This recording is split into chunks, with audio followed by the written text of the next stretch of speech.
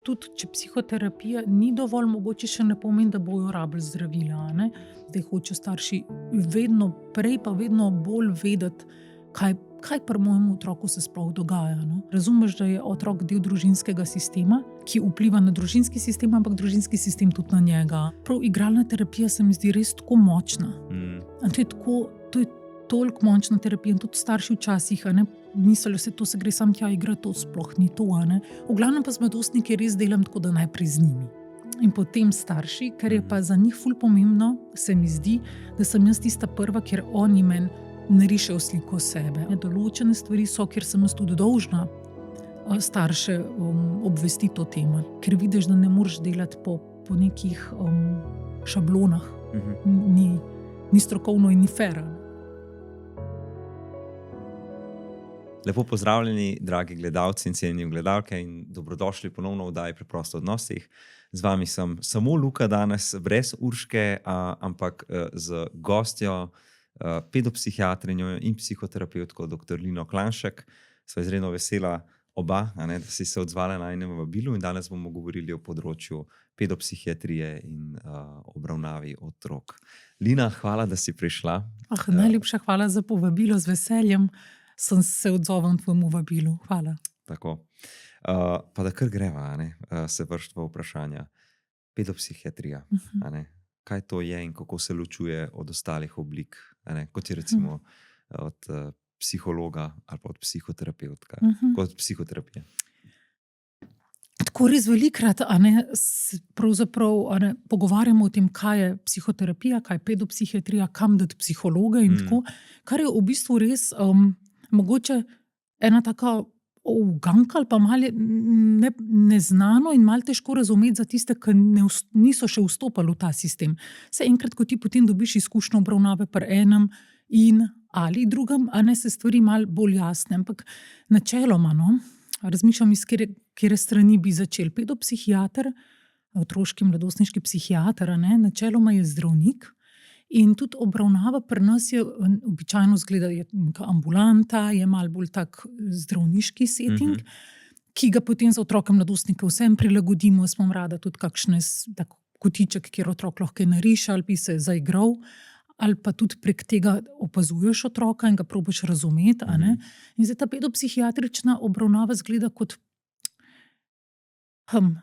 celostno poskušamo, se pravi, tja pride običajno na prvi pogovor otrok, starš, s katerim se pogovoriš, temu rečemo anamneza, heteroanamneza, ampak naše delo je v bistvu prepoznati, deloma opredeliti, tukaj nam psihologi tudi, smo zelo, rabimo njihov del, absolutno, in potem diagnosticiramo tudi. In na podlagi tega, kar mi tam spoznamo, vidimo, vključimo še seveda tudi šolo, CSD, če je potrebno, da dobimo čim bolj celostno mnenje, občutek o otroku, opredelimo, diagnosticiramo in potem naredimo plan zdravljenja za naprej. Zdaj, kaj je razlika pedopsihiatra, psiholog? Pedopsihiatri kot zdravniki imamo možnost tudi uvajati zdravila, tudi ta medikamentozni del. Hkrati smo zelo pozorni tudi na telesno zdravje, telesne bolezni, kar je, vemo, pač povezano tudi s psihičnim stanjem. In ta del tudi zelo pomemben v našem delu. Klinični psiholog ali pa psiholog, če začnemo, je pa zaključil ne medicinske fakultete, ampak filozofsko fakulteto. Če želiš postati klinični psiholog, moraš potem odkrožiti tudi specializacijo na kliniki, da potem, kaj pa ti počneš potem kot psiholog z otrokom, je pa opredeljuješ na drugačen način. In sicer oni imajo možnosti tudi ogromno nekih testov, standardiziranih narediti in na nek način opredeliti, kaj je zdaj z otrokom, ali drugače kot mi, pa tudi terapijo. Skratka, na nek način podobno, ampak vsem zelo drugače. Klinični psiholog bi naredil eno osnovno opredelitev teh težav in potem se tudi oni obračajo na nas za nadaljnje vodenje, recimo, ki pa lahko vključuje tudi zdravila. Tako. Potem imamo pa še psihoterapijo. Psihoterapija ima pa tudi zelo pomembno, pa tudi neko svoje mesto tukaj.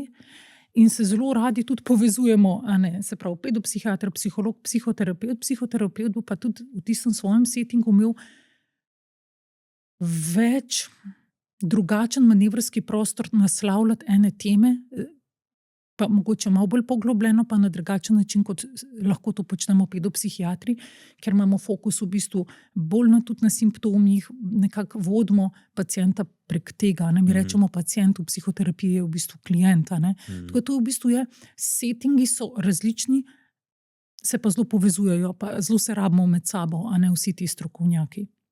Tako zelo dobro sodelujemo. To smo bili pregovorili, preden smo začeli s snemanjem na najne izkušnje, sodelovanja s stroko in zelo dobre izkušnje. Zakaj pa otroci potrebujejo psihiatra oziroma pedopsihiatra? Ja, to je zelo dobro vprašanje. Veliko je razlogov različnih, zakaj bi otrok potreboval pedopsihiatra, od tega, da v bistvu pridejo do nas zato, da pravzaprav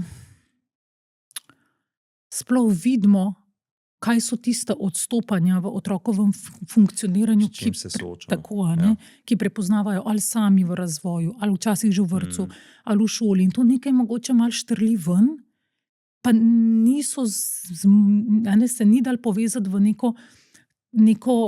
neko celoto, ali pa nekako ostane, nekaj je drugače, rečejo starši, že od nekdaj malo drugače, pa jaz si nisem znal pojasniti, zdravniki do zdaj, pediatri tudi so, ampak nismo čisto vedeli, pa smo zdaj prva, zdaj te malo nam pomagati razumeti. Do tega, da je lahko, mi rečemo, klinična slika že zelo izražena in da je v bistvu posameznik v stiski.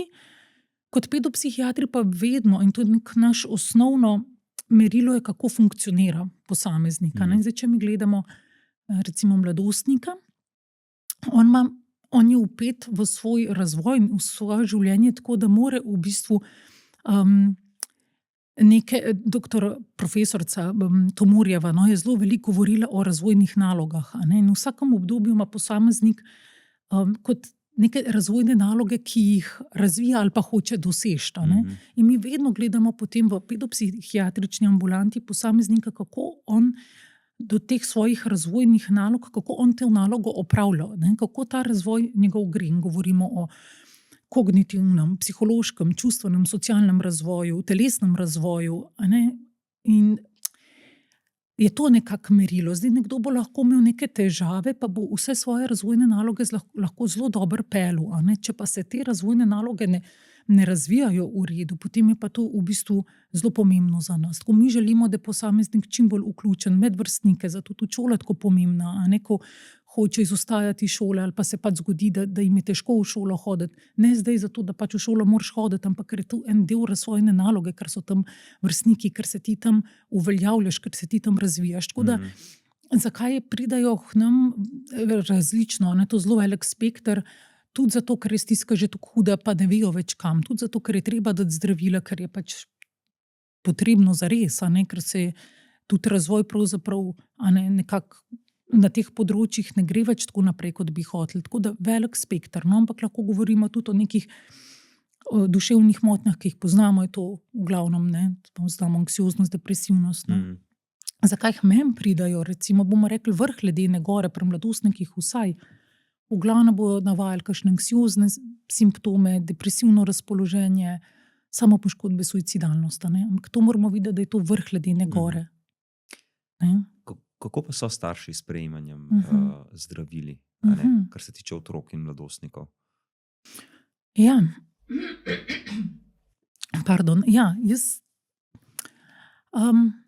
zelo je pomembno v bistvu v vlogi pedopsihiatra, kaj je pomembno, na kakšen način jih predstaviš, pa tudi kdaj. Ker starši bojo zdravila sprejeli z velikim olajšanjem in odprtih rok, ko bojo videli, da so mogoče že ful veliko stvari probali, da so ogromno naredili, da so ogromno vložili vsi skupaj v to, da bi otrok ali pa mladostnik bil boljši, pa se v bistvu nič na boljši ni spremenil. Sprejmejo lahko zelo velikim olajšanjem v resnici, če je zdravilo predstavljeno na ta prav način, v ta pravem trenutku. Tako. A v svoji obravnavi vedno pride do zdravljenja zdravili? Ful dobro vprašanje, drugače in ne. In to se zdi en tak mogoče malo predsodek, pri pedopsihiatru, tja greš pa sam zdravila dobiš. Definitivno ne. In naša obravnava je zastavljena bolj celostno.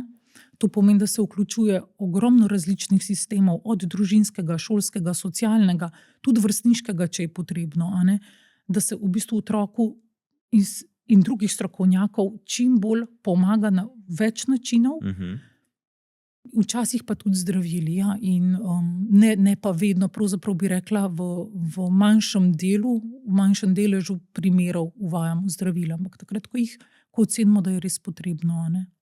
Kako pa potem izgleda, ali pa kaj je razlika med terapevtsko obravnavo otroka, ne, pa enem terapevtu, ki je izobražen in ima vso strokovno znanje, da upravlja recimo igralno terapijo, ali pa pač, da z mladostniki dela, pa enim pedopsihiatrom. A ne, saj si zelo si lepo zaobjela, a ne, koliko celostno deluje bolj pedopsihiatrija, pa vem, da ta izraz ni pravilen, a ne, kot si povedala. Ampak tudi jaz uporabljam. Ampak si to lahko dovolimo tu v našem studiu. Tako, kako potem konkretno to izgleda v praksi? Tudi, če recimo ne pride do zdravljenja zdravili, kaj ti delaš drugače, kot pa en terapevt? A delaš sploh kaj drugače? Zdaj, verjetno na to vprašanje bi vsak otroški mladostniški psihiater odgovoril drugače. Ampak zame je, tako kot v psihoterapiji, tudi v pedopsihiatriji najbolj pomemben odnos. Ker brez tega res težko vzpostaviš zaupanje, težko spregovorijo o svojih težavah, težko starše pridobiš. Tako da zame je res to tudi primarno, da se tam počutijo prijetno, varno, da lahko zaupajo. In veliko je enih, ker delamo z različnimi sistemi, ali pa če že gledaš samo družinski sistem, je dinamik, kjer lahko hitro v bistvu tudi to zaupanje zgubiš. Tako da v našem delu moraš biti res zelo mindful in želiš biti mindful in paziti na to, kakšen je odnos. In to je zame tudi vodilo. Tako da tle bi rekla, da je neka podobnost. Drugače setting pa, če že pogledava čisto, kako se običajno prostori oblikovanja. V psihoterapiji ne želimo, da je med nami kakšna miza, da so stvari preveč mogoče tako sterilno oblikovane, zasnovane, a ne v ambulanti. Belo je med nami miza, ki ima neko čisto praktično vrednost, ampak tudi simbolno. Tako da je setting bolj, bi rekla, bolj resen. Je pa tako, zdaj v pedopsihiatričnem settingu pridemo do tem, ki so pravzaprav že vedno v obravnavi, so prisotne tudi teme, ki potrebujejo mogoče pa spet več prostora, več časa, da jih naslavljamo, ampak mi tja že praktično ne moramo iti, ker moraš preveriti še druge stvari, ti moraš oceniti, kakšni so simptomi, koliko so intenzivni, potem moraš pogledati, če vsa ta področja funkcioniranja nekako sistematično zelo, kako telo, kako je spanje, prehranjevanje, malo bolj sistematičen je pristop in pol tudi planiranje, obravnave naprej, kako je zelo konkretno. V psihoterapiji je pa v bistvu več dovoljenja za to, da se ukvarjamo s tistim, kar klient prinese, in v bistvu eksploriramo tisto in je v bistvu lahko gre zelo globok in je setting tak, da lahko zelo izkoristimo okolje. Vse, kar je, tako, vse igrače in vse, kar imamo. Tako, z materiali, je to super. Se mi zdi, kar si rekla, drug setting na Inštitutu Lunina Vila, ker pravno terapevtsko obravnavo otrok. Prav tam imamo igralnico, se prije noter, to ni niti malo ne zgleda kot neka pisarna. To so sami igrače povsod, pa blazine po tleh in vse to. In je res tak setting, ko se res lahko poglobimo v vse te vsebine in se nekaj najde za vsakega, da se lahko igra. Prav igralna terapija se mi zdi res tako močna. To je toliko močna terapija in tudi starši včasih, mislijo se, to se gre sam tja igrati, to sploh ni to. Koliko v bistvu prek metafor, koliko v bistvu kot v tistem pesku on da živalce noter, ampak pa se tam se naredi en kaos, pa se pol to spet nazaj uredi, ampak na drugačen način in pol postavijo ograjo in zdaj da ščiti tistega leva, ki te toliko časa straši za ograjo. Kakšno simboliko ima lahko to za otroka precej bolj kot čist na verbalni ravni, kaj bomo zdaj s to jezo ali pa z nekim dogodkom, ki se je zgodil. Je v bistvu zelo verbalno, tam je pa pač to tudi čist na drugih nivojih poteka. Tako da prav igralna terapija se meni zdi fenomenalna, no, za otroke, mladostnike in za odrasle v resnici. Točno to. Ja. In v to se še poglobiva. Bi te pa rad še vprašal, da se za trenutek ustava še pri zdravljenju zdravili. A je meja, koliko staremu otroku dati zdravila? Jaz verjamem, da je tekle ogromno enih specifik enega medicinskega ozadja in vse to, ampak tako ne vem, kako je v stroki. Ja. Meja definitivno je in je različna za različna zdravila. A ne? In mi v Sloveniji delujemo pač po guidelinesih, po smernicah zdravstvenih, a ne? In delujemo tako, kot je v bistvu nam narekuje tudi na nek način raziskave in znanost, ampak to ni nič off-label, to ne delamo mi nekaj na pamet. To je tako, ker drugi specialisti v bistvu uvajajo zdravila in je to nek predpisan tretma. Enako mi delamo. Tako da, starost je odvisna, se pravi, pri kateri starosti lahko uvajamo, je odvisno od zdravil. Ritalin relativno zgodaj, za motnjo pozornosti in tako naprej. No? Tako da se držimo smernic zdravljenja. Ja. Ok.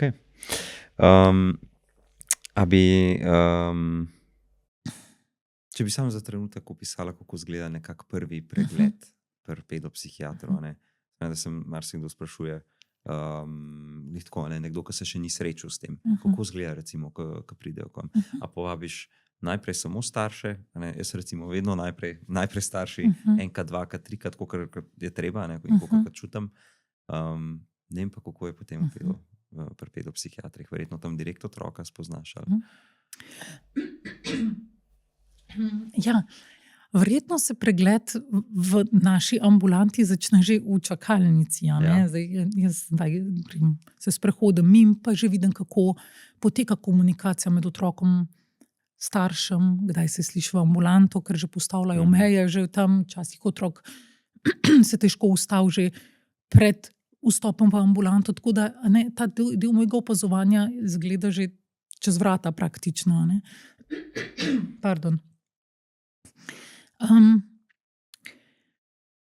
Običajno, ko pride mlajši otrok, največkrat pride z enim ali z obema staršema, kdaj pride tudi s kakšno babico, kdaj pride s strokovnim delavcem brez starša, ampak najbolj običajno bo en ali oba starša. Pri majhnih otrocih jaz običajno povabim kar vse skupaj noter in tudi ta prvi pregled opravim tako, da smo vsi skupaj.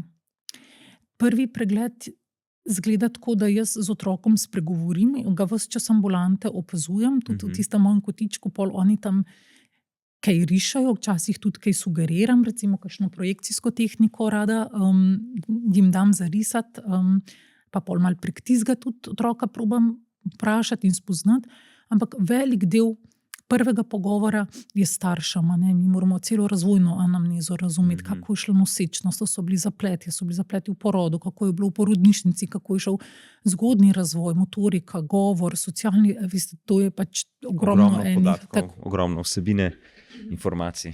Tako in je v bistvu velik del tega je starši potem prenesel dokumentacijo, moramo to pregledati. Da bi jaz v bistvu izpostavljala otroka enemu, v bistvu samo, da bi jaz rekla, ok, starši naj tle počakajo, tisti 6-letnik bo pa zdaj z mano, tukaj samo se mi večinoma ne zdi za prvi pogovor niti smiselno, ker je to le za njega novo okolje, to je tako kot v kvantni fiziki, že to, da opazuješ, že to, da si ti tam opazovalec, pomeni, da boš lahko pravzaprav že s tem vplival na vedenje otroka, bo sicer tudi zgovorno, nekdo bo zelo sproščen, nekdo bo šel malo v umik in je to tudi pomembno, ampak ni to relevantno za prvi pogovor. Tako da prvi pogovor običajno izgleda tako, da so skupaj starši, takrat tudi gledaš, kolikrat se otrok vrača recimo k staršu, a pride v objem, po kaj prehaja, ali je v bistvu se on tam zelo sprosti, pa potem starša to mot. Ful je zgovorno in mislim, da ful več informacij dobim, če mi skupaj tam smo v istem prostoru. Včasih v takih primerih tudi otroka malo umaknemo, če so kakšne teme, recimo družinske, specifične, tako ne bi hoteli izpostavljati. Pri mladostnikih, to zdaj govorim, jaz malo ocenjam, ampak recimo tam 14-15 plus, A pa tako, še eno umestna starost je, ko jih bom na začetku povabila skupaj, starša pa otroka, pa preverim, okay, kako bomo zdaj nadaljevali. A bomo v bistvu, a bi mi dve najprej, ali bomo samo starši in se kar tam zmenimo, pa malo vidim, probaš oceniti, kakšni mladostniki bi malo z mano sami, pa ne upajo reči, pa je spet to zgovorno. V glavnem pa z mladostniki res delam tako, da najprej z njimi. In potem starši, ker je pa za njih ful pomembno, se mi zdi, da sem jaz tista prva, kjer oni meni narišejo sliko sebe. In jim ni fajn, da je že tukaj bil prej starš, pa nekaj on povedal, pa da vam zdaj že mnenje o njem, on pa nima v resnici te možnosti prvi. Tako da z mladostniki jaz tudi v psihoterapiji, če si videl, tako jaz povabim njih najprej, pa smo z njimi in že v prvem pogovoru, povabim tudi starše s tem, da v bistvu zelo preverjam, kaj od tega, s čim si pa ti komot, da je lahko danes šerava s svojimi starši, kaj pa ni. In zdaj spet v tistem, kaj pa ni okej zate, da šeram, to ni vedno, da bo zdaj to tudi tako ostalo. Določene stvari so, kjer sem jaz tudi dolžna starše obvestiti o tem. To so kakšne tendence po samopoškodovanju oziroma ogrožanju življenja svojega ali pa drugega. Tle to pač brezkompromisno, ta del vedno potem. Sicer, mladost spet, on tako lahko tako stvar doživi kot izdajo. Ja, ampak imam izkušnje recimo iz oddelka mladostniškega, ko so rekli, jaz sem bil takrat ful jezen, ampak zdaj vidim, da je bilo prav, da ste vi to naredili. Ker v bistvu meni je pa zdaj boljš, kot mi je bilo takrat. In jaz sem takrat hotel ostati sam s tistim, mogoče sem samo tako znal. Zdaj pa vidim, da v bistvu, če jaz povem in da drugi to slišijo, tam je pomoč. Tako, ja. Ko bi pa rekla, pa mogoče je to malo težko oceniti, ampak recimo naš terapevtski model je, da imamo 12 srečanj, enkrat na teden po 50 minut obravnava. Tako sliši se, da smo malo zacementirati v teh 12, ampak v bistvu smo na koncu kar fleksibilni. Če vidimo, da je potreba po nadaljevanju, pa so pripravljeni, potem nadaljujemo, včasih že prej zaključimo. Imate kle kako strukturo v pedopsihiatriji? Koliko približno traja? Če bi ti vprašal mlajšo mene, kot pedopsihiatrinja, bi verjetno precej bolj imela neko jasno strukturo v glavi, tako pa v bistvu, ko uvajamo zdravila, jih želiš videti prej. To je en del, ki običajno najbolj drži. Vse ostalo je pa pravzaprav nekaj, kar se tam začutiš, ali pa že po toliko letih prakse malo razumeš, da v bistvu tega človeka, tega otroka, to družino bi hotel videti čim prej. Ker ni to intuicija, ali pa je intuicija, ampak je na podlagi že toliko let izkušenj, ker tam te v bistvu razumeš, da zdaj ta stiska se lahko ojačuje in da ni toliko podpornega sistema, boš naročil precej prej, in jih boš naročil večkrat. Potem je spet nekdo, ki imaš občutek, da mu je tisti prostor ali pa samo to, da lahko pride tja malo povedati, kako je to pomembno, da boš tudi tako. V bistvu malo v smislu psihoterapije njim tudi daš, možnost, da te pride. Odnos, Pride pa odnos in tam odpreš vrata, kolikor lahko in pogosto ali pa nekor pač rabijo. Potem so neka bolj, bi rekla, resna duševna stanja, tam preverjaš bolj redno. Pač psihični status je spet nek del naše obravnave, ki zajema pač kako v bistvu v tem psihičnem smislu funkcionira, nekdo ocenjuje zavest, orientiranost v prostoru, kako govori, prek duktusa, mi temu rečemo, vidimo v bistvu na nek način, kako je tudi mišljenje urejeno. In takrat, ko mišljenje ni urejeno, ko je zelo dezorganizirano, nas pravzaprav skrbi, ali pa če so neke miselne zadrge, kaj v tem človeku je, da ga tako bremza v tem spontanem govoru, in to lahko recimo tudi na kakšno psihozo nakazuje, pa je lahko opazuješ ti samo, kako nekdo koherentno govori. Če to vse raztreščen, je potem lahko odslikava nekih neurejenih misli in tako. Potem gledaš, koliko je neke produktivne simptomatike. To je recimo lahko tudi neke take vsebine, ki nima toliko stika z realnostjo. Ja, pa vidim nekaj, pa občutek imam, pa skozi vidim, da me nekdo zasleduje, pa kdaj tudi slišim, da rečejo moje ime. To so recimo take stvari. Pol pa anksiozna simptomatika, depresivna simptomatika, vse v bistvu opazuješ, tendence po samopoškodovanju, spanje, prehranjevanje, to se recimo vključuje, pa sigurno zdajle, če sem še kaj pozabila, impulzivnost in tako, to, kar bi lahko dalo v sklop ADHD.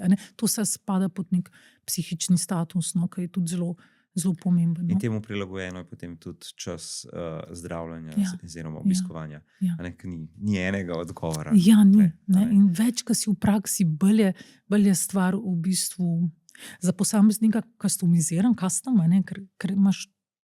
Ker vidiš, da ne moreš delati po nekih šablonah. Mhm, Ni strokovno in ni fair, a ne? mhm. Ni šablon. Ti se vidiš, kako nekdo funkcionira in na podlagi tega pelješ naprej. Ne? Kako bi pa opisala, kar si prej izpostavila, celostno obravnavo in sodelovanje z različnimi inštitucijami in z različnimi področji, Ja, a ne, ja. strokovnimi. Ja. Kakšne izkušnje ste imela? Ne, se vem, da prej sva rekla, ne, kako se Fantastične. mi dobro Ja, poklopimo in saj. sodelujemo.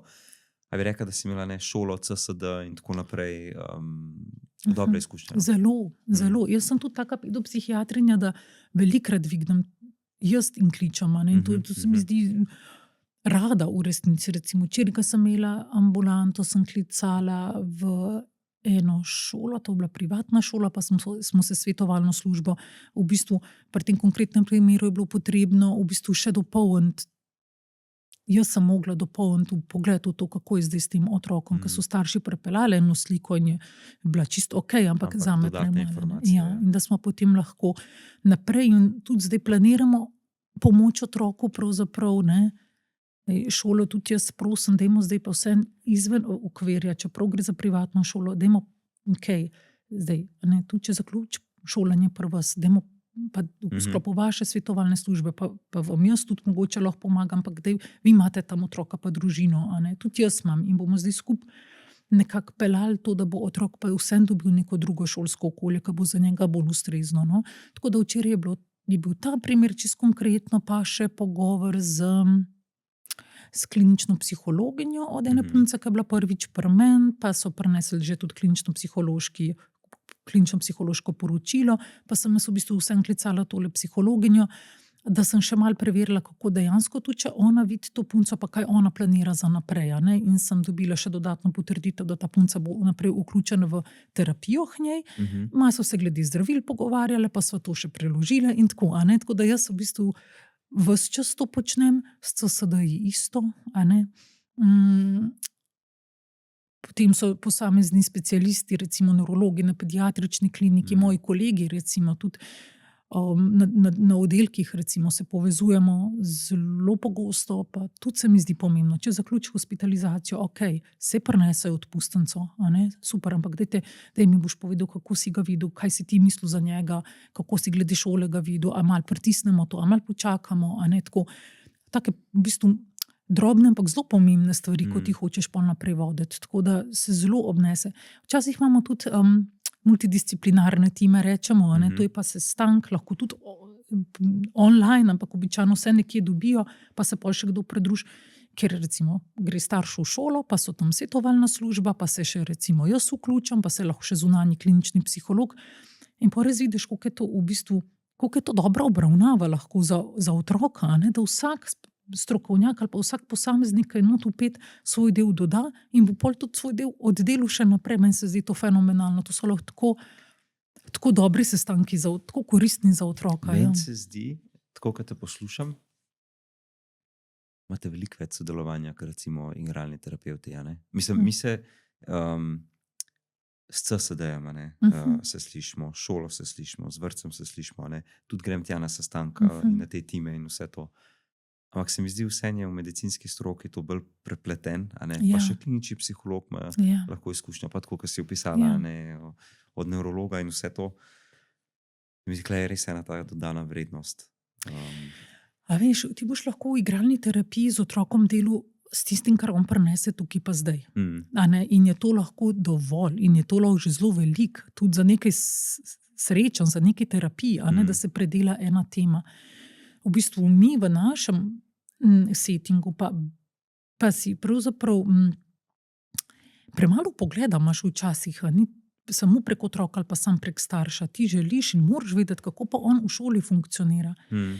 In zdaj, kako je on tukaj pa zdaj v ambulanti, je zame pomembno, ampak jaz moram vedeti, kako je bil on 2 meseca nazaj, ker moram malo predvideti, kako bo on do konca leta tole pelil.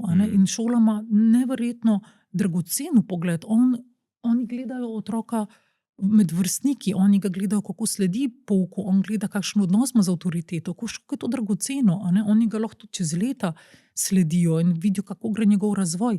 Tam imajo še v bistvu referenčno skupino, ki so vrstniki njegovi, koliko odstopa, v kjerokoli smer. Mislim, to je toliko dragoceno za enega pedopsihiatra imeti informacije o otroku, ki pa jih tudi starš ne bo mogel vedno imeti. On dobi posredovano, pa malo si predstavlja. Veš, v bistvu, kar se tiče, recimo ta primer šole, se mi zdi, da si ful lepo se izpostavlja. Jaz vedno preverim, in šolo, in spanje, vse te stvari, tako kot so nas naučili. Ampak da bi pa sam šel v stik s šolo, to pa niti nisem tokrat. Razen v res enih primerih. Ampak njihov pogled je res nekaj čisto drugega, kot pa starš, ko opisuje.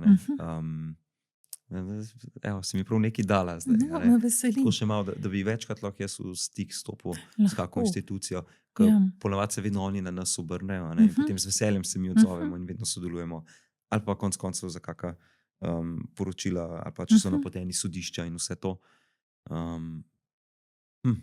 To si dobro rekel. In je tudi to, kar sem pa jaz pomislila. Ne samo, da jaz njih pravzaprav kličem, kako otrok funkcionira, ampak tudi mogoče posredujem, ali pa je njim dragoceno vedeti, kaj je tako eno povratno informacijo. Na tak način so se ponovadi nami obrnili. Pa je bilo obojestransko. Vedno so dobra ta sodelovanja. Super so. Tudi strani psihiatrov sem izkušal pri odraslih klientih, ki so bili recimo napoteni, pa smo se slišali, pa smo vedno dobro lahko sodelovali. To je tako pomembno, da smo združeni. Zelo. Pa koliko v bistvu malo je potrebno v resnici čas. Čas pa pač to, da to spelješ. Ampak v resnici to dvigneš telefon pa spelješ. Je v bistvu pa toliko ene koristi. In tudi v bistvu, da bi pri nas otrok starš predvsem ve, da si se angažiral in da je to neko sporočilo, da ti je mar na koncu, da boš za otroka celostno poskušal poskrbeti. Tako ne delaš zaradi tega sporočila, ampak ker pač to del našega dela. Ampak tako, je ena verjetno prav dober občutek, da zajameš, da je tudi v bistvu bolj varno za otroka tako poskrbljen iz vseh koncev. Na varnostno mrežo. Totalno, Če greva konkretno na probleme, s katerim se srečuješ, pa srečujeva, ampak bolj si ti fokus. S kakšnimi problemi, s katerimi problematikami, s kakšnimi diagnozami se srečuješ? Okay.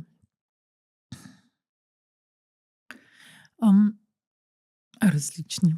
Seveda, Tako da probam zdaj to nekako en tak smiselen odgovor, da mogoče, če gledamo malo po starosti, ti pri mlajših otrocih, recimo že konc vrtca, začetek osnovne šole. Če smisel skočiti, koliko pa imaš procent recimo mlajših otrok, mladostnikov? Jaz bi rekla, da v ambulanti imam po mojem kar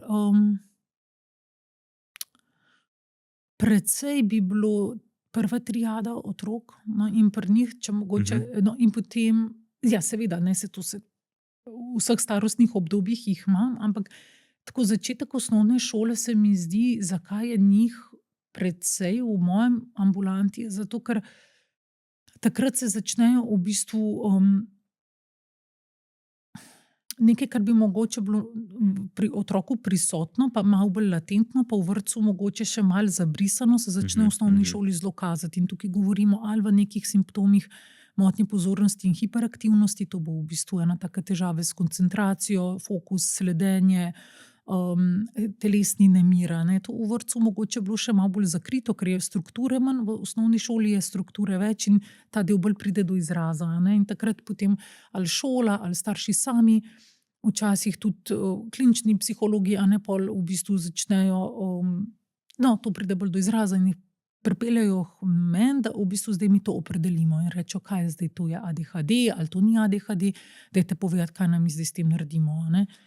Tako da za ta del v bistvu in avtistične elementi avtizma, spodobno, če nekaj bilo prej malo bolj latentno, zdaj hočejo starši vedno prej, pa vedno bolj vedeti, kaj pri mojem otroku se sploh dogaja.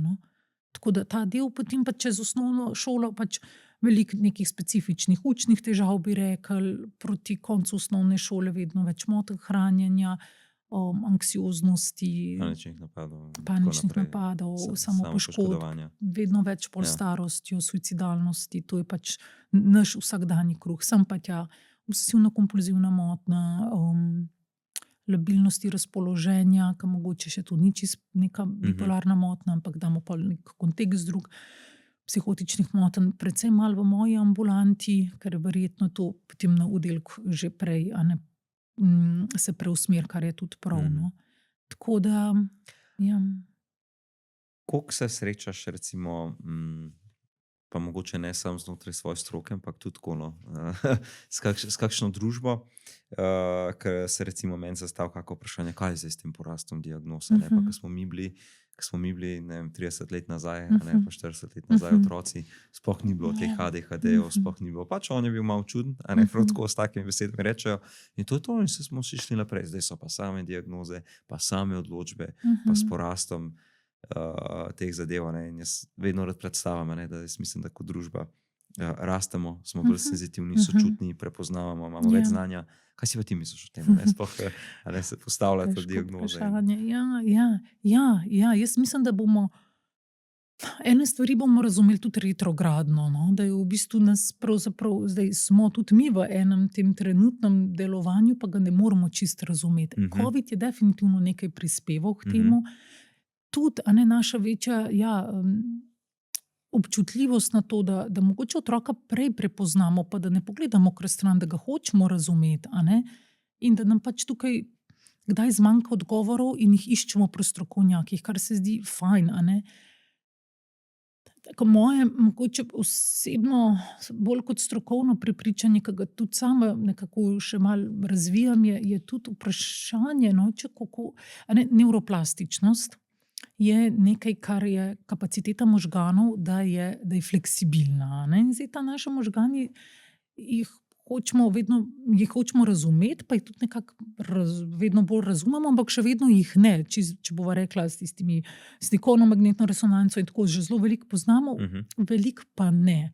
Moje prepričanje je, da se v bistvu ta prav neka možganska organizacija pa vseeno malo spreminja iz generacije, pravzaprav ves čas malo spreminja. Zdaj, če gledava midva presek ene generacije, pa druge, pa tretje, in epigenetika, kako pomembna je v bistvu na razvoj vsega pravzaprav, a ne, kako se geni izražajo in potem vplivajo na to, kako funkcioniramo, da to ima nek vpliv.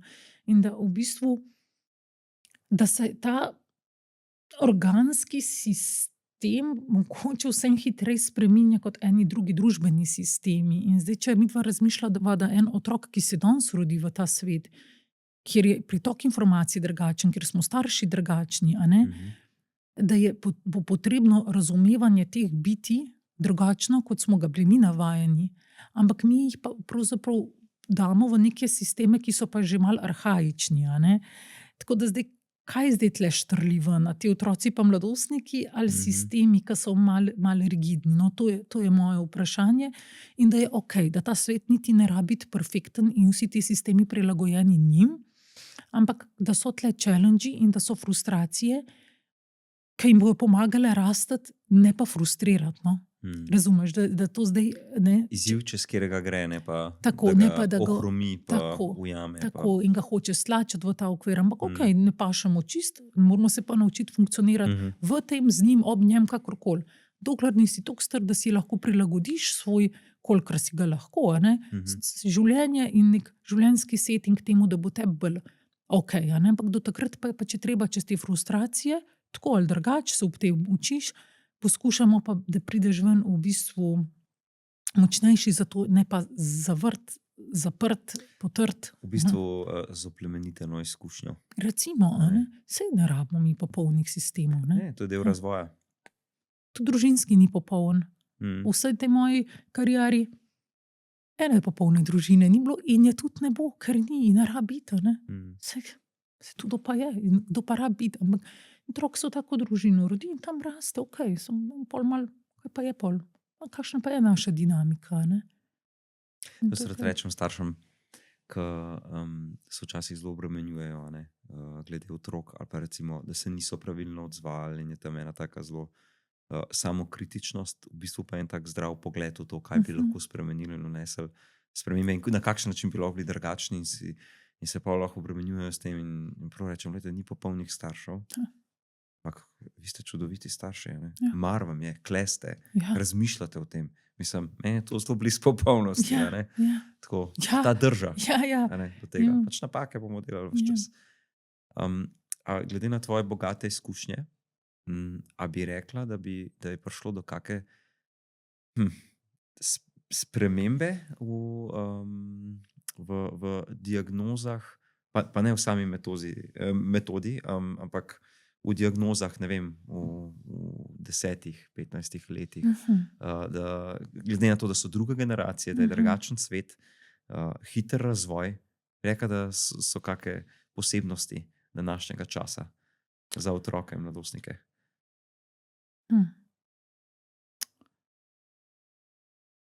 A veš, kaj tudi to tako zanimivo vprašanje, bi mogla verjetno malo več razmisliti o tem. Ker bi tudi, veš, zdaj pa moramo malo gledati to slovensko pedopsihiatrično delovanje, pa v tujini, in bi ti težko dala en tak širok odgovor, kar bi jaz mogoče si želela, to pa lahko povem, da v bistvu tudi mi kot otroški mladostniški psihiatri, da smo v bistvu odprti za možnost spremembe, a veš, pri otroku, da nekaj, kar mi vidimo, ko je on star 8, pa nekaj, kar papir. Jaz tudi rečem, v ambulanti papir vse zdrži, papir je lahko veliko napisan. Smo pa lahko v bistvu na tem papirju napisan, da en otrok je precej oškodovan na določenih področjih, pa mu v resnici bo kar dobro šlo. Ali pa obratno, ful dobre kapacitete, intelektualno, kognitivno zelo močno opremljen, dobro opremljen, socialno v redu, pa se bo ful zatikal. Tako da papir vse zdrži, mi pa bomo gledali otroka. Tako da jaz bi si želela, da smo mi vedno znotraj strokovnih smernic, ampak kar se da fleksibilni, pa v bistvu odprti za to, da nas vedno lahko otrok pozitivno preseneti.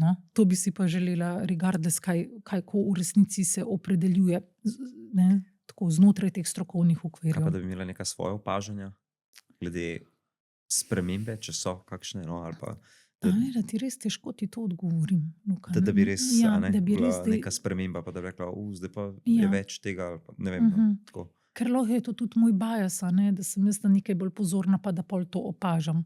Težko bi ti da rekla. tudi tak profil ljudi tebe izbira. Tudi, to je pa spet. Da začutijo pač na ta način. Ali pa slišijo glih od mamice, ki ima otroka s podobnimi težavami, pa je pol že neka selekcija, se naredi. Tako da ampak diagnoza je nekaj, kar smo opredelili. Kako bo ta otrok funkcioniral, ne vemo. Mi hočemo, tako medicina deluje, da vsaka diagnoza ima tudi neko vrednost predikcije, kar je tudi prav, da malo predvideš za naprej in tako lahko tudi planiraš dolgoročno obravnavo. Ampak vsem, dajmo se pustiti presenetiti, pa gledati to, kar moramo gledati, kako funkcionira otrok, kar je bolj pomembno, kot katera diagnoza je. Tam napisana, on tistega ne nosi na sebe. On nosi sebe, to moramo gledati. Tako da se od diagnosticiranja jaz v bistvu odmikam. Sej, je tudi v mojega dela, ampak na koncu je to številka, tam imamo pa človeka. A vi, pa mogoče so to bolj moje opažanja, ali pa tudi glede na delo na šoli, ker sem ga imel v svetovalni službi in vse to, kako se vse vrti okoli telefonov. Pa telefoni tis, pa telefoni in pa velike enih težav povzročajo, kljub temu, da je fenomenalna tehnologija, ker nam je v marsičem olajšalo življenje, eni bi pa rekli, da pač ga otežuje v marsičem, in da so sploh en tak napravica dopamina za otroke in izjemno zasvoljiva. Kako se pa kaj s tem srečuješ, recimo te zasvojenosti v družbenih omrežjih ali pa v igrc? Tako, a imaš kaj izkušenj s tem? Imam in je to tema ves čas. Je pa pol tako res zanimivo videti, ker v moji ambulanti pride in gre kar precej otrok različne starosti, kako uporabljajo telefon na različne načine in koliko v bistvu so tudi rizično, kakšen riziko za zlorabo preko telefona ali pa prekomerno uporabo, to je zelo odvisno od posameznika. Ne? In zakaj ravno nekdo se izpostavi toliko močno, toliko izrazito na telefonu, da lahko pride do zlorabe, nekdo drug se pa ne bo. Ne? Tako da jaz bi v bistvu potem res bolj, kaj bi poudarilo, v bistvu res varno uporabo ali pa da se prepozna tistega, ki se lahko rizično obnaša na telefonu in njih poskušala zaščititi. In to ni celotna generacija, kar vsi enako. Pa nekoga bo res v tisti svet zelo potegnil, da v bistvu potem ta svet realen je malo manj zanimiv. No, to je nekaj, kar pa se kar pojavlja, da je tam toliko zanimivo, pa je toliko v bistvu fajn, pa je toliko razbremenjeno, pa je toliko smešno, pa je toliko zabavno, da pol pa ta realen svet malo meha za njih. To je tudi zdaj, to življenje je malo meh, in je to ok. Malo je sivo. Tam so to barve. Okay, ja. Barve, zvoki, vse se dogaja. Fulje, to je pač cel svet in to je to pač Gardaland, non-stop. Pa ta svet ni Gardaland, ta svet je pač malo je sivo. Pa malo se kaj obarva, pa se s tako pa drugačno barvo, koliko moraš biti bolj subtilen, tam je pa in your face ves čas, in je potem lahko dolgočasno. Dolgočas je itak nekaj, kar je pač pri njih tudi malo zamaskirano, marsikaj v to dolgočasje, ampak je nekaj, kar je njihova tema. In tudi fajn, da je. Tako kot pri otroku naj mu bo dolgčas, pri mladostniku isto, samo da ta dolgčas ima več plasti. Pri mladostniku je ful dobro to raziskovati, pa biti malo v tem dolgčasu, ker marsikaj iz tam rata.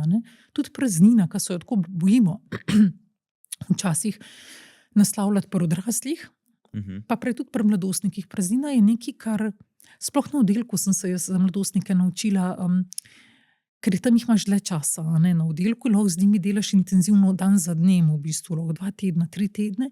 In je nekaj, kar sem videla tam tudi v terapiji, recimo muzikoterapija ali pa ta terapija prek risanja in tako, da ko so oni bili v stiku s to praznino, ki je za njih zelo neprijetna, zoprna in jo potem hoče ali preusmerjati pozornost ali pa tudi samo poškodbo, ker je to s tistim težko zdržati.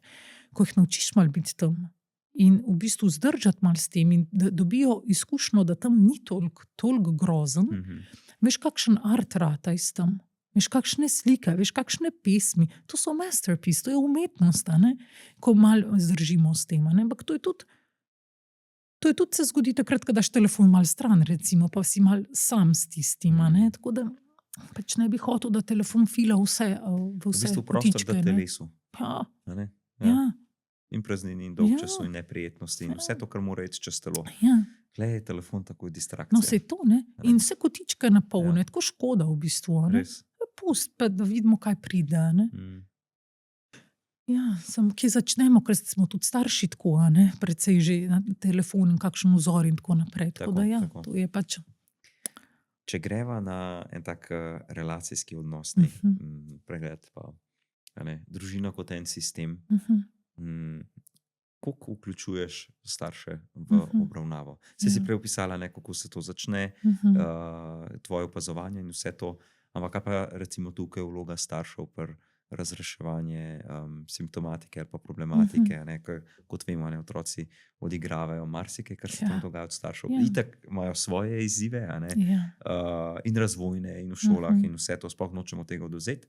Pa ne da krivimo kle starše, ampak od medgeneracijskega prenosa do konfliktov, do postopek ločitve, vse to, kar pride, ta stres. Kako na to gledaš ali pa s tem delaš? To je tako široko vprašanje. Ja, zelo dobro vprašanje. Delaš s tem, vključuješ in razumeš, da je otrok del družinskega sistema, ki vpliva na družinski sistem, ampak družinski sistem tudi na njega. In da se tam vzpostavlja neka homeostaza, da se ta sistem v bistvu poskuša vzdrževati tudi na nefunkcionalne načine. Samo da je ravnovesje. Samo da je, pa tudi če slabo. Tako da, veš, v moji ambulanti, ki je res bolj tako strukturirana, pa vsem pomembno, zakaj se simptomi izražajo zdaj, zakaj na tak način, in daš to tudi v družinski kontekst. Tako da kakorkoli bi v bistvu hotel pripeljati otroka, ki je kot, on pa ima, on je problem, ne to pač neka, to sploh ne vzamemo, a ne, otrok ni problem, če že ima kakšne težave, ampak je to znotraj tega družinskega sistema. Tako da ja, delamo z družino, je pa res to pa, če sem zares tako iskrena s tem, lahko boš prepoznal družinsko dinamiko, lahko boš tam videl, da je v bistvu, da družina ni tako podporni sistem oziroma da je tam lahko tudi, ne, se marsikaj dogaja. Velikrat bom jaz pol iz ambulante res tudi v družinsko psihoterapijo usmerila. To je pogosta praksa, ker v mojem settingu ne moreš, ni kapacitet časovnih, da boš lahko to dinamiko v bistvu tam še bolj začutil, reflektiral. Se poglobil, razrešil. Ne gre, a ne, ker smo že prej rekla, nam ni za hetero, nam ni za družinski šolski sistem, ogromno drugih stvari. Ja. Ne, in potem usmeriš v družinsko psihoterapijo, pa računaš, da tam pa se pol to, a ne, zelo, zelo poglobi in da se začne razumeti ta družinski sistem in da tudi starši prevzamejo svoj del odgovornosti za dinamiko in za partnerski odnos, ki pa pač tudi, ne, je pomemben del družinske dinamike. Tako da ja.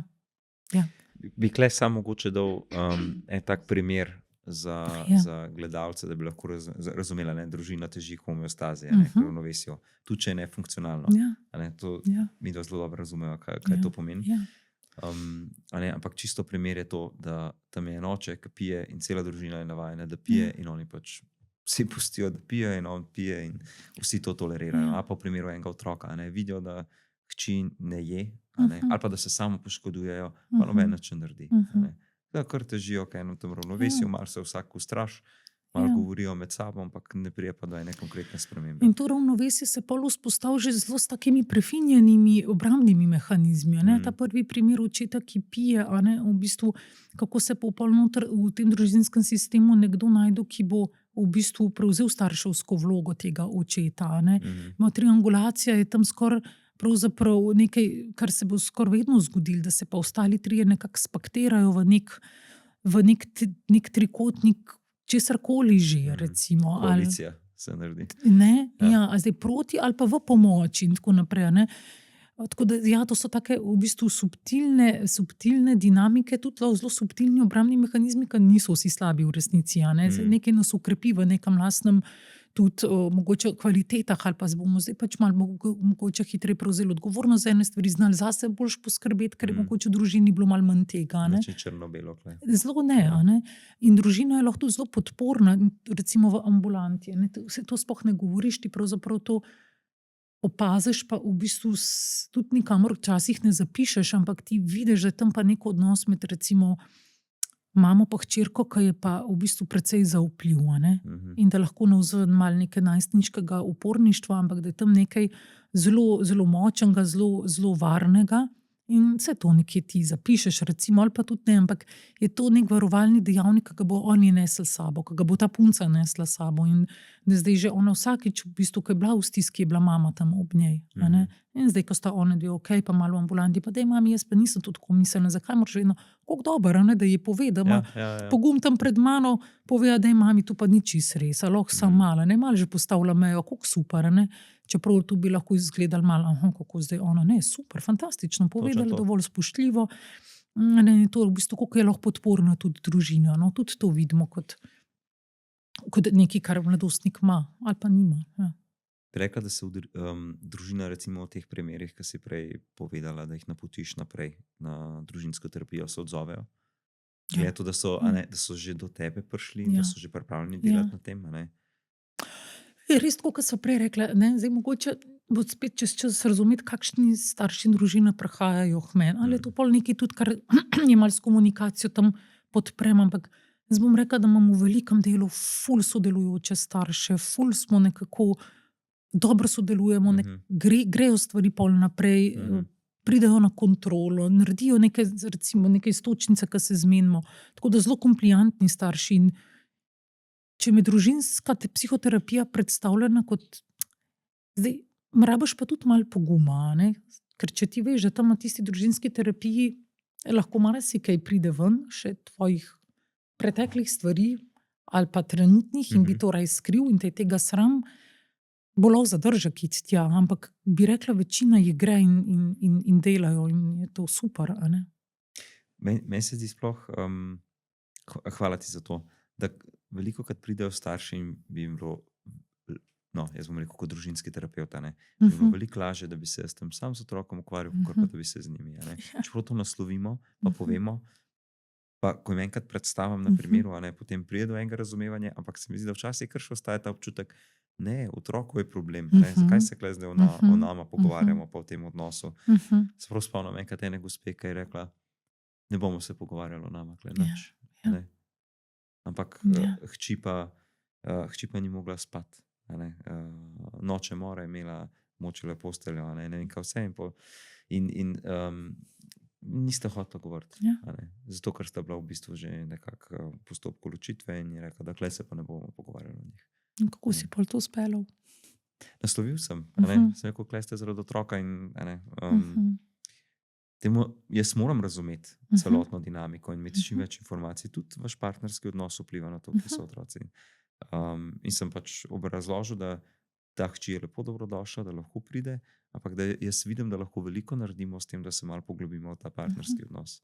In gospod se je bil pripravljen, ona ne, in smo se tam poslovili, ne, ko je tam tako zelo nekaj užalja. Zelo redko, v bistvu skoraj nikoli ne pride do tega, ne, zelo redko, ampak pride pa.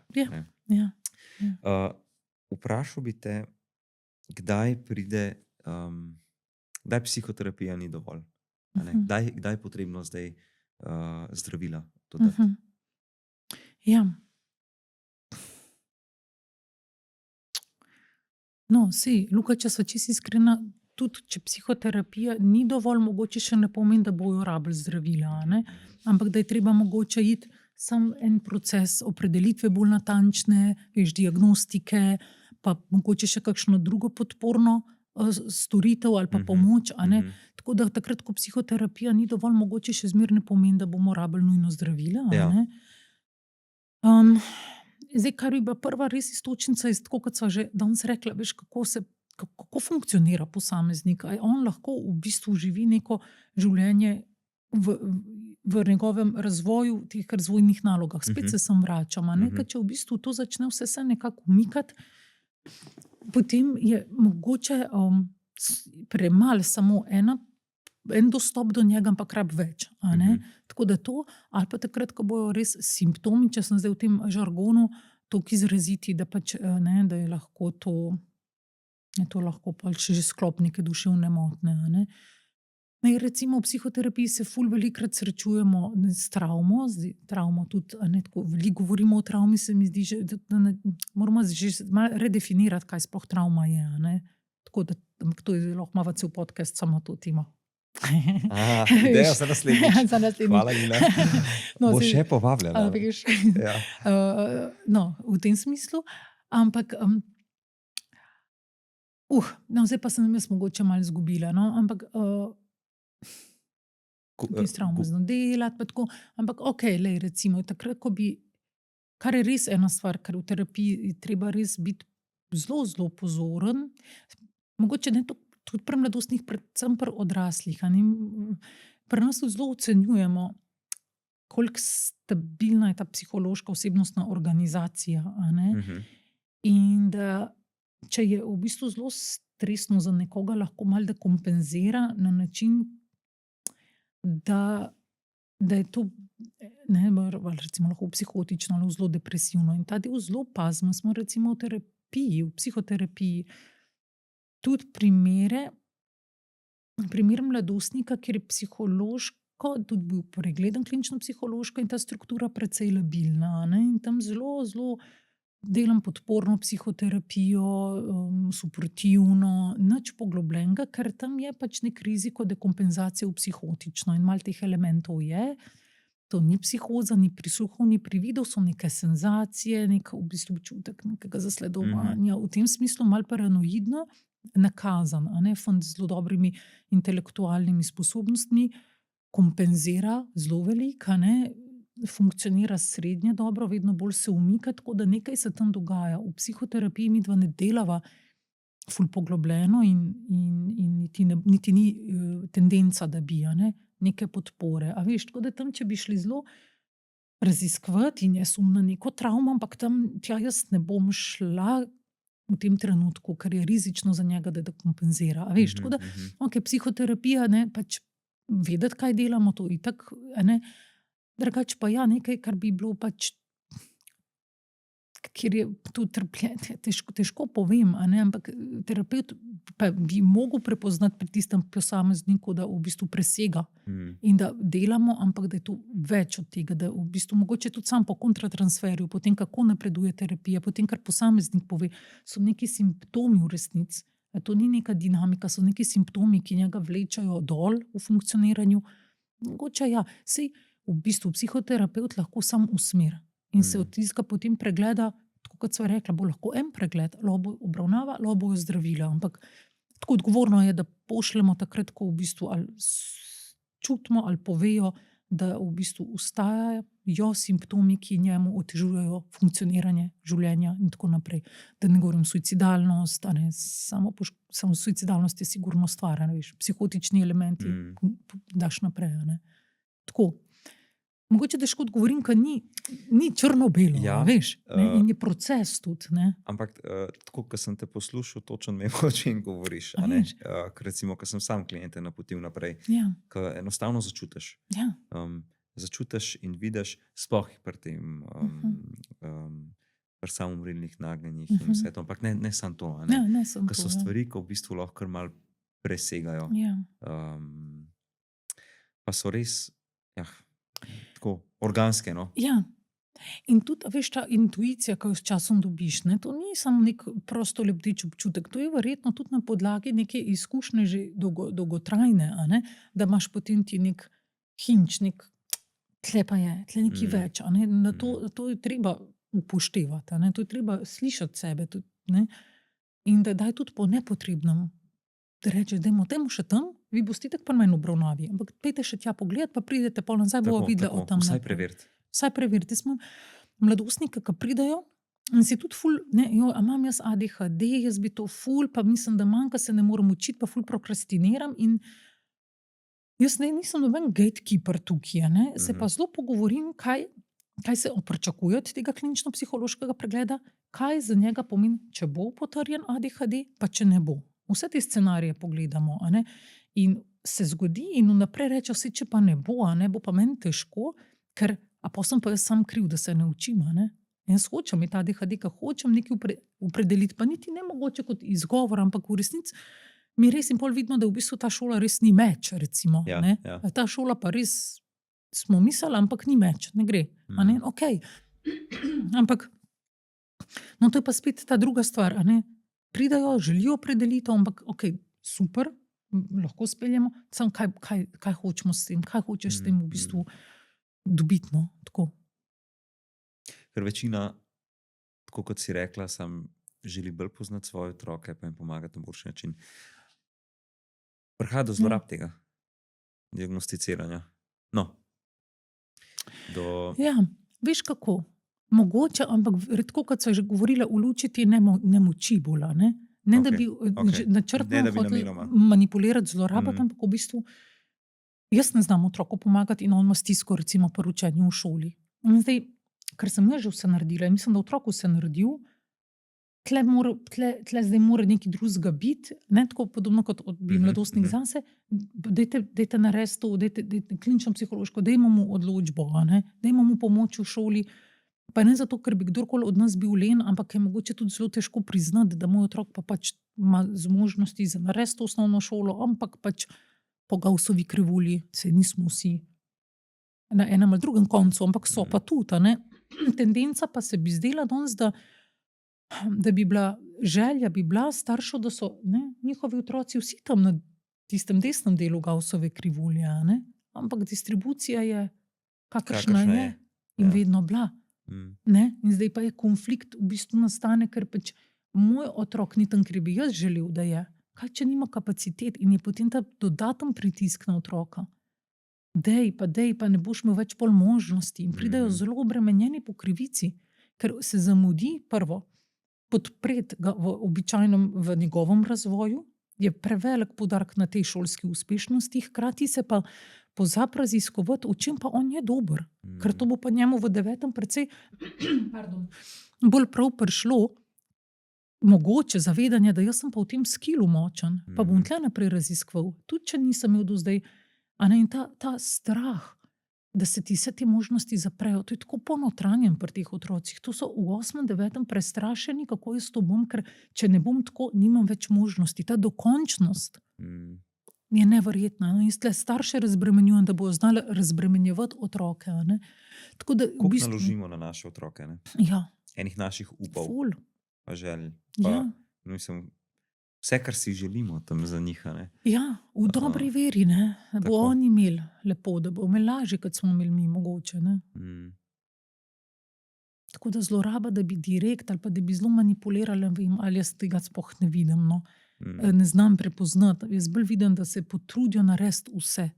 Bolj iz nemoči, kot iz manipulacije pa pritiska. Ne. Jaz pa pač strokovno pol odločam in na podlagi vsega tega, kar smo rekli, zdaj je res ta otrok, ne, kaj. A ne, včeraj sem imela, ali 2 dni nazaj sem imela tudi primer punce, kjer je zelo tendenca, da imamo ne strani staršev, da imamo odločbo, da bo imela pomoč v tej šoli, ampak zgleda, da pa ponavlja enega od razredov v prvi triadi, a ne, da pač ne vemo, če v resnici bo šlo. Če bo šlo sploh to osnovno šolo narediti. A ne, in to je še 4., pa 5., pa 6., pa 7., pa 8., pa 9., ker to so težke, to je veliko snovi, a ne, ni tako enostavno. In zdaj, kdaj v bistvu, ne, tudi pomembno je, v kateri točki in kako se staršem skomunicira, da verjetno bo ta program pretežek. A ne. Jaz sem tle ful pristaš, da ne prehiter, pa na zelo subtilen način, ampak da se mogoče začne pogovarjati o tem in da pol sami dobijo izkušnjo, da je mogoče bo to res začnejo videti, da se vsi matrajo in potem sprejmajo nek program, ki je pač zahtevnost, kjer je nižja, kot nekaj precej bolj dobrodošlega, ne kot kazen. In zadihajo. Zacvetijo vsi, a veš, in tisti otrok je pa tam kompetenten, pa tam mu pa gre in zna in zmore in je to čist neka druga zgodba za samopodobo, za razvoj tega otroka. Ne? So to pač neke stvari, ki jih morajo, zato je ful pomembno, kdaj, na kakšen način se to predlaga, tako kot zdravila, kdaj, na kakšen način. Ne? A je to zdaj, ja, tole pa, kje ste pa bili do zdaj, a ne? Ali je to, ok, si smo probali par stvari, dajmo še malo počakati, premislite v tem času in potem se bomo odločili. Ja. Kaj te navdušuje v tem poklicu?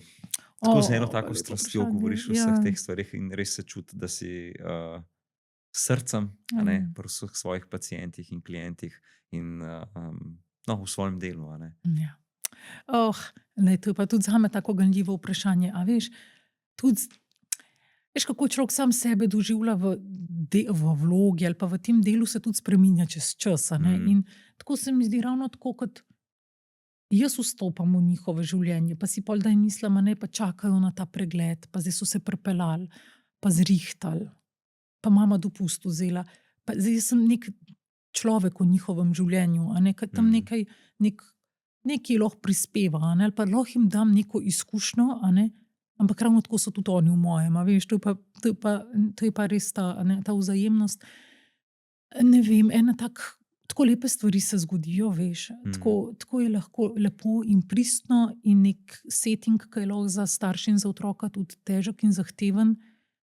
Če jaz imam občutek, da jim lahko naredim malo bolj prijaznega in topoga, je to. No. Druga stvar so pač mladostniki, ki so meni tako ljubi, ki so meni krasni, ki so tako na nek način odprti, kreativni, ki so še tako malo neobremenjeni, neomejeni, meni je z njimi fantastično delati. Pa kaj še opažam, da koliko pogleda imajo to, koliko pogleda v svoje funkcioniranje, ali družinsko, ali vrstniško, tam v sošolci in to. Jaz mislim, da presegajo našo generacijo v tem precej, a ne. Tako vidim, kako so to res drugačni od nas in na pozitiven način meni pač z njimi tako in biti in se pogovarjati. Fajn. In tudi izven tega settinga, če so tam kakšni mladostniki, pa se pa pogovarjam, pa se oni z mano, pa se pa sprašujem, a so oni samo vljudni do mene, ali je njim tudi tako fajn, ko je meni z njimi, pa daj preverim to, da se, a veš, se ne rabiš, a ne, ali pa tam iz igrišč otroški, pa rečem, veš, kaj se te, Ni me treba pozdraviti, če si glih tam s frendi, a ne, Ja, ja. neko gospod le pozdravlja. Ne, se meni je kdaj dolg čas, pa se rad pogovarjam. No, tako da ful je ene vzajemnosti v tem našem delu. Meni je v bistvu ful lepo delati, biti z njimi, no. Mladostniki in tudi družinami in tako da ja, ful. Ena hvaležnost, da v bistvu imam lahko ta del v življenju svojem, a ne. Se tle učim in razvijam, rastem z njimi. Kakorkoli klišejsko se sliši, res, a veš. Ja, Temu se ne moramo izogniti v našem poklicu. Sploh, če smo s srcem v tem. ja, ne. veš. Vsa ta rast in Ja.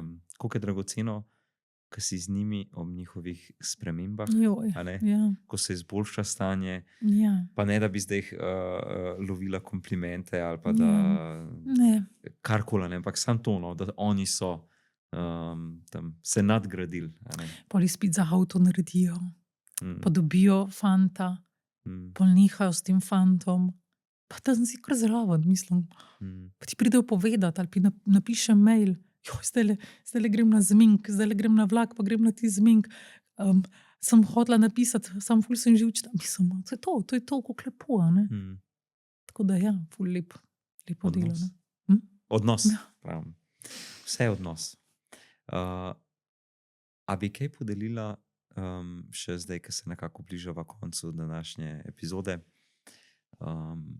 kaj za starše, tako v zvezi glede razumevanja stiske, recimo to, kar sva zelo lepo odprla, ne, njihova pričakovanja, kakšne so njihove želje, ko si vsak želi, a ne, na Gaussovi krivulji, kje bi bil njihov otrok, mogoče koliko enega vpliva imajo na svoje otroke in kje igra tudi tukaj prste, kak medgeneracijski prenos. Ali pa ne vem, tako, da bi dala en tak napotek staršem, ki so v stiskah. Ja.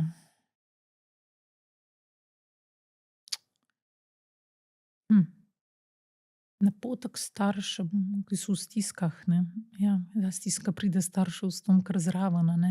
Da v bistvu verjetno res ne rabimo kot starši biti nekdo, ki že vse ve, pa nekdo, ki vidi tudi v prihodnost, a ne, in na podlagi naših izkušenj, ker že vemo, da je tako in bo pol tako.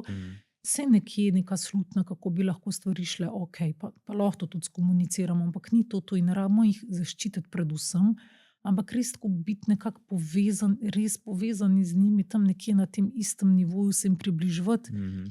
Čim večkrat, no. Mogoče pa v najstništvu to ni nujno sploh stanje, da bo starš pa otrok, da bosta na istem, ampak da se približujemo jim iz enega ne pokroviteljskega, ampak iz enega sočutja in smo tam ob njih in z njimi gremo čez vse to, kar bi jih mogoče hoteli prehraniti, ampak ne moremo, no. Tako da mogoče res mi smo ločene entitete, naši otroci, in niso odslikava uspešnosti naše vloge očeta ali pa mame, ali pa odslikava, kako dober je najin odnos, tako zelo direktno, da moramo z njih popravljati zato, da bo to zrcalo lepo, krasno odslikalo nas, a ne, ampak da pač je to nek avtonomno bitje, ki smo ob njem, da bo on v bistvu nekako po slalomiru tole življenjsko progo v tem smislu. In spoštovati njihov individuum. Ja, Tako. ja. Neko sobivanje. Sobivanje, a ne? In Ja. iz tega bojo pol bolj odprti, no, za naše nasvete, ki bi jih tako radi jim dali, a ne? Iz tega definitivno bolj kot iz pokroviteljskega ali pa nekako iz neke druge pozicije. Pač tle bomo mogoče malo manj se tega občutka, ne vse mogočnosti, ampak potrebe, jaz moram to pot njemu, njej, on more, jaz moram njemu, tako ta moram, a ne. Tle sem, da kje sploh smo, kam pa bova zdaj naprej, ajde pičimo v tem smislu, no. Prostor. Ja, A ne? En tak Ja, prostor, pa ta drža. prostor. Ja, Okay. tako. Jaz si zelo lepo si zaključila s to svojim, s to miselnostjo. Ok, Lina, hvala, da si prišla, da sva se lahko poglobila vse te zadeve. Jaz upam, da jaz verjamem, no, da ta vsa vsebina bo izjemno koristna najnim poslušalcem. Vas pa lepo povabim, če vam je bila epizoda všeč, da jo lahko všečkate, da se subskrbate, da če vam je ta naša vsebina še nadaljne zanimiva, lahko tudi delite s prijatelji ali pa napišete kaj pod komentar in ste lepo dobrodošli z nami v naslednji epizodi. Adijo.